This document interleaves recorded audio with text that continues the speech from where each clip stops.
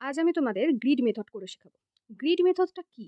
আসলে আমরা যখন পোর্ট্রেট আঁকি, সাধারণত আমরা পোর্ট্রেট আঁকার জন্য গ্রিড মেথড আর একটা লুমিস মেথড, এই মেথড আমরা ইউজ করে থাকি। আবার অনেকে ফ্রি হ্যান্ড স্কেচও করে থাকে।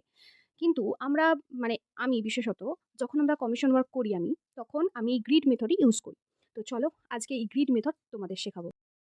আমি ডমসের এই স্কেচবুকটা ইউজ করবো আজকে। এটা ডমসের A4 সাইজের একটা দেখো, প্রথমে যে ছবিটা আমরা আঁকবো, এই ড্রয়িং গ্রিড মেকার যেটা তোমরা প্লে স্টোরে পেয়ে যাবে, এই অ্যাপটাতে আমরা আগে ছবিটাকে আপলোড করব। এটা খানিকটা অনেকটা এইরকম হয়ে যাবে।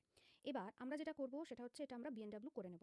আমার এবার আমরা এই যে লাইনটা, সেই লাইনটা আমরা এখানে আরও সরু করব। বক্সগুলো ছোট করতে হবে, তার জন্য এইখানে যাব। দেখো এখানে আমরা 15টা রো নিলাম।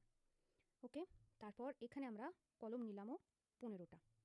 ওকে, দেখো এবার বক্সগুলো ছোট ছোট হয়ে গেছে।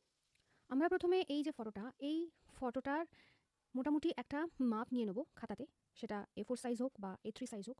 আমরা মোটামুটি একটা ধারণা করে নেব যে ফটোটা কতটা বড় হবে, ছবিটা কতটা বড় হবে। দিয়ে সেই মাপ অনুযায়ী এই বক্সগুলোর যে লাইনটা, এই যে গ্যাপের লাইনটা কতটা, সেইটা আমরা আগে স্কেলে করে আমরা মাপ নিয়ে নেব। 2, এইভাবেই 2 করে প্রত্যেকটাতে আমি ধরবো।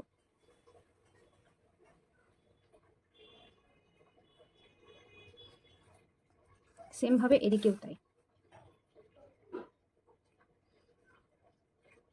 2, 2, 2 এটা করে নিতে হবে। আমি মাপ বলে দিয়েছি সব কটার।